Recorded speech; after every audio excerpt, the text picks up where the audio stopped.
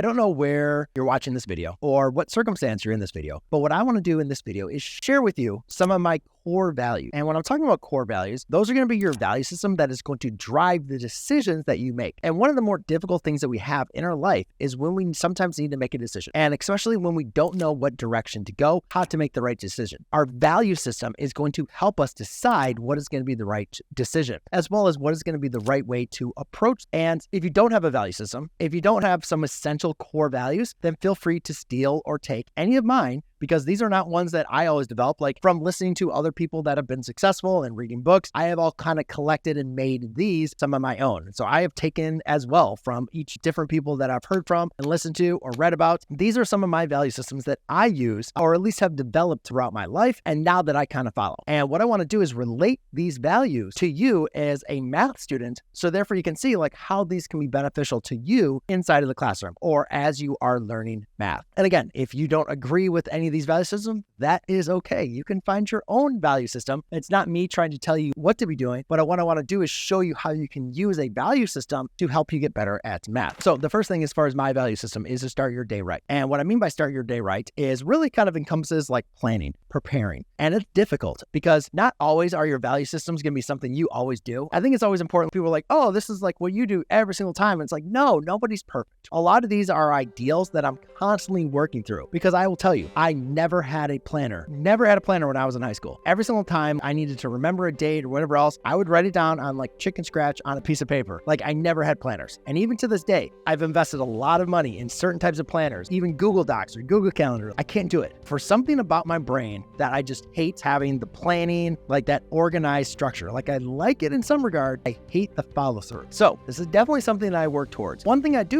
almost every single day is I wake up at 4:30 and I try to start my day really early. I try to plan ahead what I'm going to accomplish for my day, for my week, for my month, and have that as like my vision. Because I think as long as you like have a good plan of what you are going to be doing, how you're going to be addressing all of your challenges for that week, that day, for that month, then you're going to be attacking them with purpose. And that's something very, very important. So I always like to say, start your day right. And that just really comes down to plan. And the way that you can think about this inside the classroom is the exact same thing. So many students are like, oh, I'm just going to jump into my class every single day. I'll just show up to class. And no, I don't want you just showing up to class. The best students that I ever had were prepared for class each and every day. They knew, I mean, obviously you got to have a teacher that provides like a syllabus and everything else. You should prepare yourself every single day for class. Every single day you should be prepared with your homework has been completed. You've looked ahead. What topic, what information are we going to be addressing? Maybe you've already looked at it. Maybe you already have some predisposed questions that you want to ask. Get yourself prepared for every class. Just don't show up, plop your butt on the seat and be, let's go and learn some math today. Like obviously you know how that day is going to go. It could be some really difficult stuff.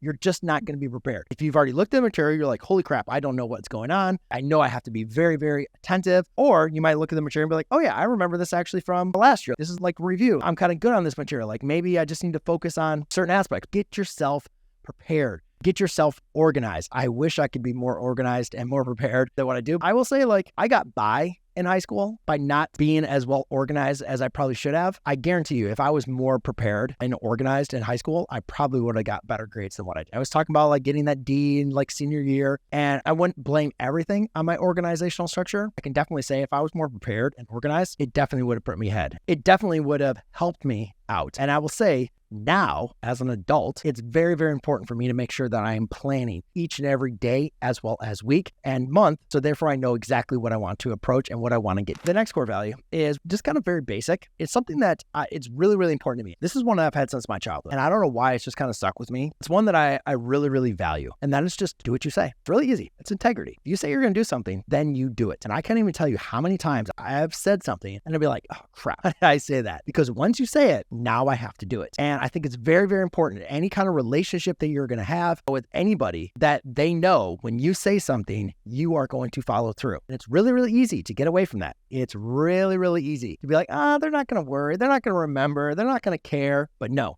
that is part of my value system. And I will say that is one thing that I have really stuck to it. I mean, I have done things, I've driven back like hours. Yeah, I mean, there's just been so many things. It doesn't even make sense to do it. It's like, oh, they'll understand. It's like, no, I said I was going to do it, so I'm going to do it. And I think that's really important because one, people know that they can trust me. If I say I'm going to do something, then guess what? It is going to get done. They can trust me. They can rely on me. And I think it's really important as far as like the math classroom.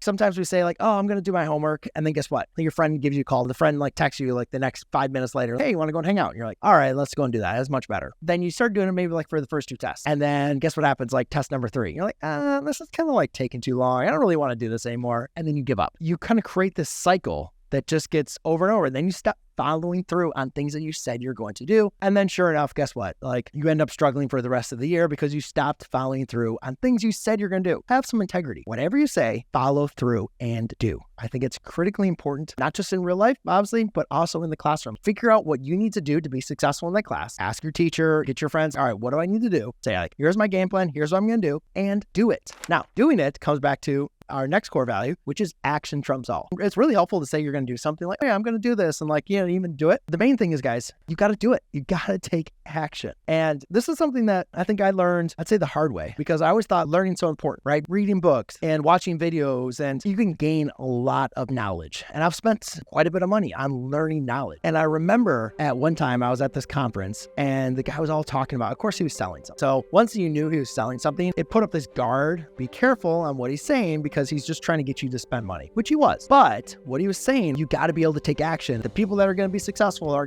those are going to be take action. And what was his taking action? It was going to the back of the room and buying his system. And it was told completely true. It was good things he was saying, but obviously he had a intent of making money when you buying his stuff. At first I was like, oh, this is just like a sales technique. And what I'm starting to really realize, one, getting to know students, they'll read the book, they'll show up to class, they'll listen, they'll understand things. And when it comes down to the test, they fail. They're like, oh, I thought I know everything. Why did I fail your test? I understood everything that you're talking about in class. And it started to become pretty clear to me. You weren't applying any of it. You were understanding it, but you weren't doing all of it. You weren't practicing enough. You weren't putting yourself into action. And because guys, you can like read the book. Who cares if you read the book? You read the book. Here's the thing that I had to start doing to myself. Because I thought, oh, if I just read a book, then I'm good. Hey, I can now say that I read the book, which is true. But now what I had to start doing is whenever I read something, I always have to give myself 3 action steps. What are you going to do now about it? And the same thing, if I watch a video or something like that, anything encouraging or like something new I'm learning, I'm like, all right, that's great. That's learning something is cool. Like maybe taking down some notes. You got to have those action steps. How are you going to apply this? What are you going to do about it? So I'm telling you, there's so many students, especially with online now, they're like, I'll watch this tutorial. I'm like, all right, watch a tutorial is one thing. You got to practice, guys. You got to put in the work because that is, in my opinion, the difference maker between 2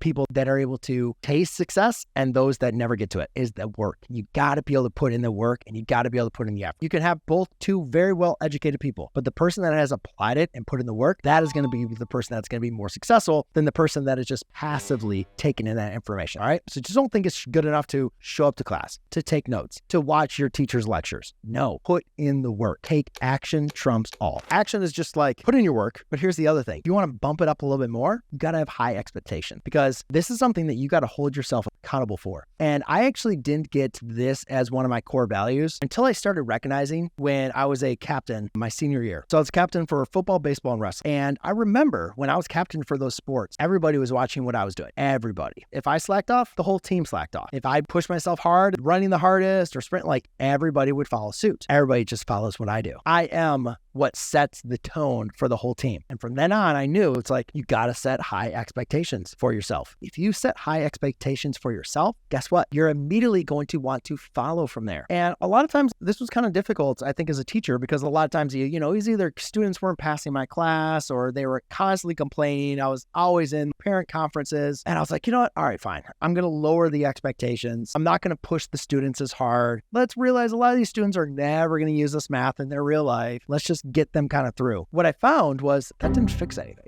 It really didn't. Maybe there's a couple like less parent conferences. Maybe a couple other students liked me a little bit more. But what I found was grades were basically about the same. When I lowered the expectations, students just slacked off more. And so what I started doing is like, all right, well, let's raise the bar. Let's push these students each and every day. And guess what? Students just did fine. The ones when I lowered the expectations compared to highing the expectations, they performed exactly the same. The difference was obviously when you push people, when you push your students, they're going to perform much better at a higher level compared to lowering your expectations. So I think it's really, really important to just don't settle for good enough. Push yourself. Every single time you're in class, oh, should I get an A, a B, a C? And it's like, I don't know, push for the very best that's going to make you the best version of yourself. Accept high expectations. If you don't get it, that's fine. Keep on reaching for it. I think that's something that's really, really important for you to be able to do, because like when you reach for high expectations, it's inevitable, going to happen. And failing sucks, especially if you fail a class, if you fail a course, if you fail a test, you fail a quiz. It's not something that's very fun, but you learn and you get better each and every time you do that. And a lot of times those students will ask me, it's like, oh, Mr. McLogan, like, should I take your course or should I go to the other class? Because that teacher is easy and I can guarantee to get a good grade. I'm like, hey, I'm not here to tell you what to do, because obviously everybody has their own circumstance. Everybody has whatever reason they need to be taking different math classes. I'm fine with that. You do you. Even if you're not going to be taking math, I'm going to push you in this class. And if you want to get the benefit of being like pushed and making a better version of yourself, then join my class. I'll do it. I'm not going to give up on you. I'm not just going to be hard, watch you fail and laugh at you. I'm going to push you and I'm going to support you. And I want you to be successful in my class and I'm going to help you. It's not going to be easy. My class was not a cakewalk. A lot of students did not like my class and they got out of my class quickly. Once they knew they had to put in the work and they knew they had to have high expectations, they're like, oh, don't want that class. Like, I just want something easy. I just want a cakewalk. And hey, you know what? I'm not going to complain, about that. Like, I get it. But I think it's really important. If you want to be a best version of yourself, get high expectations for yourself and push yourself to those ideals. All right. And my last core value, and I think this is one of the most important ones. And this is something I do every single week. I wish I should do it every day. I just don't. But every single week that I do, it's one thing that, if you ever listen to Gary Vaynerchuk or Gary V, it's one thing he's really adamant about. And I think it's really, really important for you to understand and listen to it, is just gratitude. Just be thankful. Anytime that you're having problems in your life, anytime you're having problems with people or issues or circumstances, just be thankful for what you have. Because I think we can all look at our life and we can be like, I want this, or I wish I had this. All things that we could aspire to, want more and more of. But then also look at your life, look at where you came from. Look at what you have. Be thankful for that. Give back to others. I think it's extremely important to give to those that are less fortunate. Give to those that have helped you get to the point where you're at. I think that as far as creating not only a better society, but creating a better version of yourself, being thankful for what you have and being thankful for what you've achieved up to this point and being thankful for those that helped you get to where you are is critical. I think that's only going to serve you and the people around you more and more. And like I said, guys, these core values that I've talked about in this video is not something that I feel like everybody needs to be able to aspire to. And there's probably some other core values that you can definitely, maybe you bring, or maybe you've been taught that you aspire to, like, and that's fine. That I want you to be able to live the best version of your life. I wanted to provide to you some of my core values and relate them to the math classroom. So not only can you apply them to being a better math student, but also for you to be able to become a better human. And I think living your best life is something that we should all aspire to, and we're never going to reach. So it's something that we just want to work into every single day. But this thing about that is having your value system like written down and followed, because there's going to be tough times. Every person is going to be tested, and your value system is what is going to be the driver of you to be able to make those decisions and to hold your footing. So I wish you guys the best of luck. Hopefully this was helpful for you, and I look forward to seeing you guys in the next video.